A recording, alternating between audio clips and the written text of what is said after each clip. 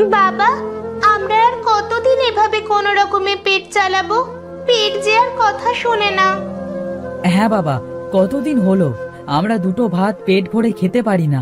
চলো না বাবা, আমরা সবাই বনে গিয়ে কাঠ কেটে বাজারে বিক্রি করব।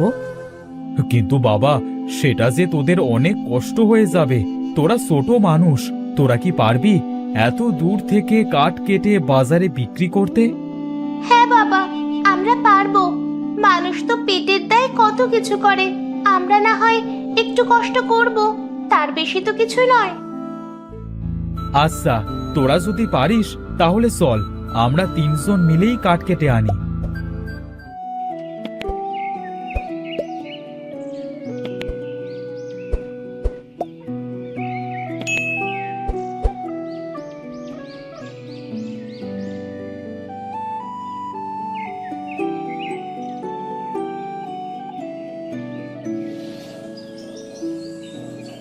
বাবা, আর যে হাঁটতে পারছি না।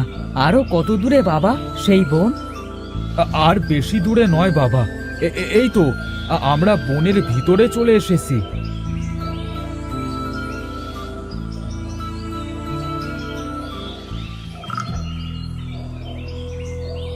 বাবা, ওই দেখো, কত সুন্দর একটা হরিণ। মনে হচ্ছে কিছু একটা খেয়েছে, এর মুখ দিয়ে তো গেজা বের হচ্ছে। হ্যাঁ বাবা, হরিণটা তো মনে হচ্ছে এক্ষুনি মারা যাবে। এসব বনের প্রাণী, এমনটা হতেই পারে। চল মা, আমাদের আবার তাড়াতাড়ি কাঠ কেটে বাড়ি ফিরতে হবে। না বাবা, একে আমরা এভাবে ফেলে রেখে যেতে পারি না।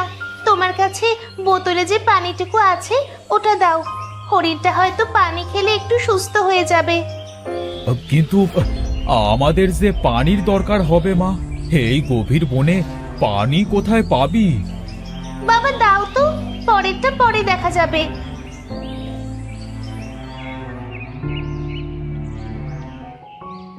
বাবা দেখেছো, হরিণটা সুস্থ হয়ে গেছে। হয়তো পানির জন্যই হরিণটার এমন হয়েছিল। হবে হয়তো। এবার তাড়াতাড়ি চল মা, দেরি হয়ে যাচ্ছে। তাড়াতাড়ি না গেলে আমরা যে কাঠ কাটতে পারবো না। হ্যাঁ বাবা, চলো। আমাকে যে এবার যেতে হবে বন্ধু। যদি বেঁচে থাকি আবার দেখা হবে তোমার সাথে।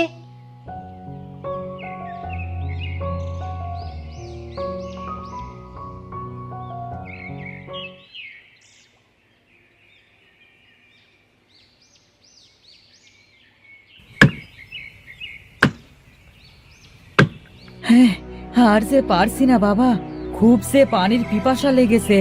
চলো না, কোনো জায়গা থেকে পানি খেয়ে আসি। আমার কথা তো তোরা শুনলি না, সব পানিটুকু নষ্ট করে ফেললি। এখন এই বনের ভিতরে কোন জায়গায় পানি পাবো? চলো না বাবা, একটু সামনে গিয়ে দেখি কোথাও পানি পাওয়া যায় নাকি। হ্যাঁ চল তাহলে, তোদের নিয়ে আর পারি না। আমার কোনো কথা শুনিস না তোরা।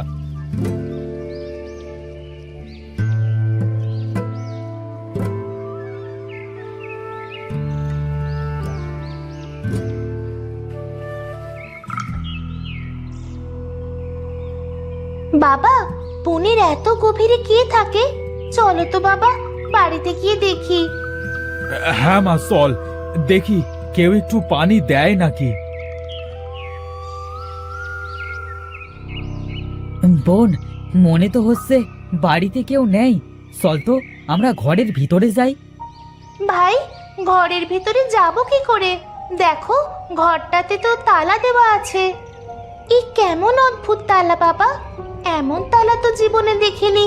তাহলে কি আমরা ভেতরে ঢুকতে পারবো না? বোন, ওই দেখ, চাবিটা দরজার ওপরে। আমি তালাটি খুলছি। বাবা দেখো, এখানে তো অনেকগুলা চাবি। কোন চাবিটা এ তালার সেটা বুঝবো কি করে?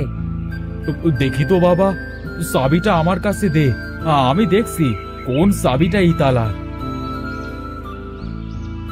এই দেখ, তোরা তো পেলি না, এই চাবিটাই তালার মতো চিহ্ন।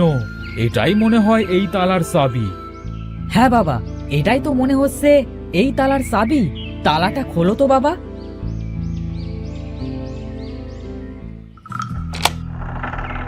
ওই তো বাবা, তালা খুলে ভুলে গেছে। নৌসীমা, তুই বাইরেই থাক, আমি রাফাতকে একটু পানি খাইয়ে আনি। আমরা না আসা পর্যন্ত তুই এখানেই থাকিস, কেমন? আচ্ছা বাবা, তোমরা তাড়াতাড়ি ফিরে এসো কিন্তু।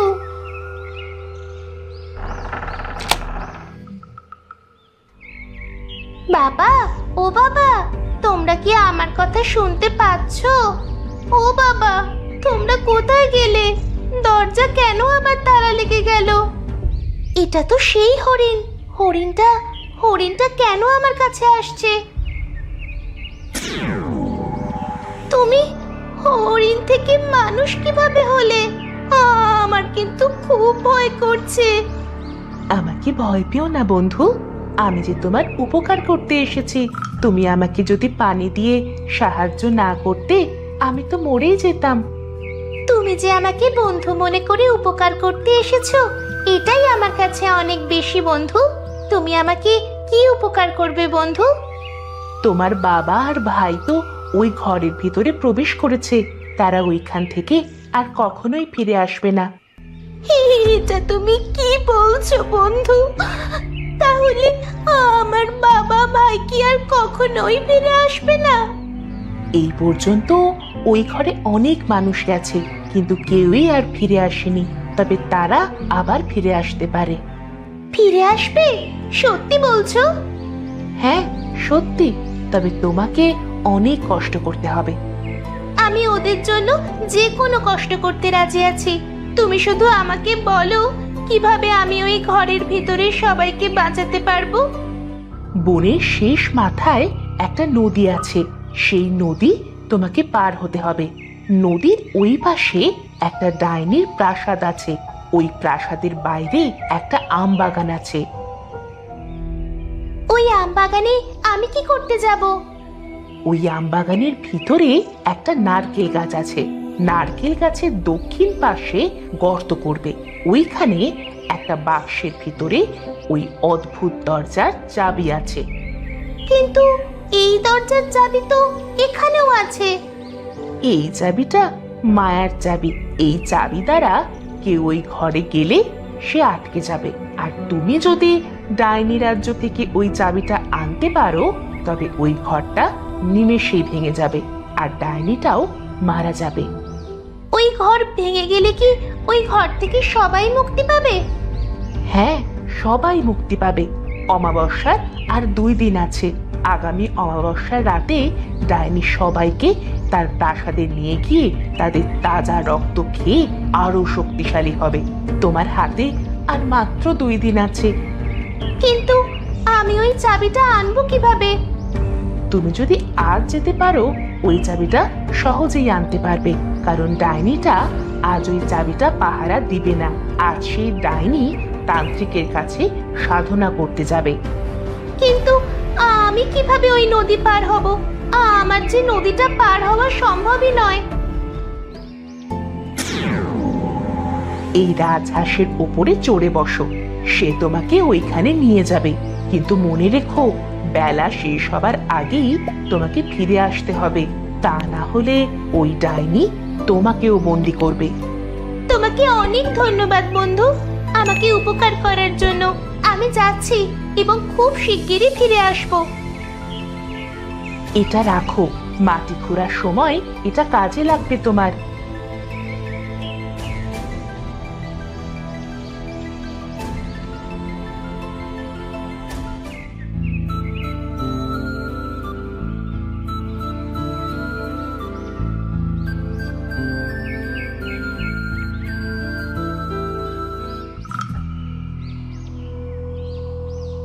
তুমি এখানে দাঁড়াও বন্ধু, আমি খুব তাড়াতাড়ি ফিরে আসবো।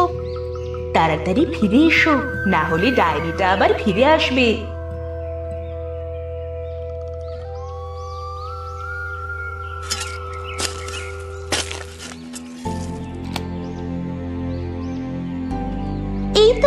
এই তো আমার বাক্সের চাবিটা পেয়ে গেছি। তাড়াতাড়ি আসো বন্ধু, ডাইনিটা এখনই চলে আসবে। এই তো আমি চলে এসেছি। চলো তাড়াতাড়ি আমরা ফিরে যাই।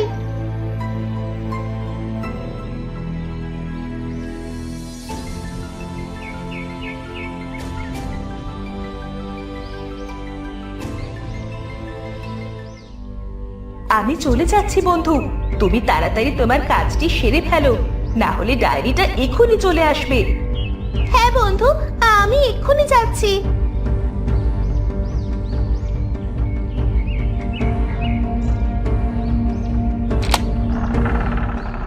সবাই তাড়াতাড়ি বাইরে বেরিয়ে আসো, না হলে ঘরটা তোমাদের মাথায় পড়বে। বাবা, তোমরা আমাকে একা রেখে কোথায় গিয়েছিলে? মারে, তুই জানিস না, হ্যাঁ, আমাদের সবাইকে তুই কত বড় বিপদ থেকে বাঁচালি। চল বাড়ি ফিরে যাই, আর কোনোদিনও আমরা এ বনে আসবো না। হ্যাঁ বাবা, চলো আমরা সবাই বাড়ি ফিরে যাই। চল ভাই, বাড়ি যাই। হ্যাঁ, আমি তো ভয় পেয়েছিলাম বোন, না জানি আর কখনো তোর সাথে আমাদের মনে হয় দেখা হবে না। চল বোন, এখান থেকে আজ থেকে আমরা বাড়ির দিকে কাজ করে খাবো, আর কখনো এ বনে আসবো না। হ্যাঁ চল, তোমরা সবাই যে যার বাড়িতে ফিরে যাও, আর কখনো এই বনে তোমরা এসো না। তোমাকে কি বলেছে ধন্যবাদ দেব মা? সৃষ্টিকর্তা তোমার ভালো করুক। তোমরা সবাই ভালো থেকো। তুমি যদি আজ না থাকতে, তাহলে আমরা কেউ আর বাড়ি ফিরতে পারতাম না। সবই মহান সৃষ্টিকর্তার কৃপা। তোমরা সবাই চলো বাড়ির দিকে যাই।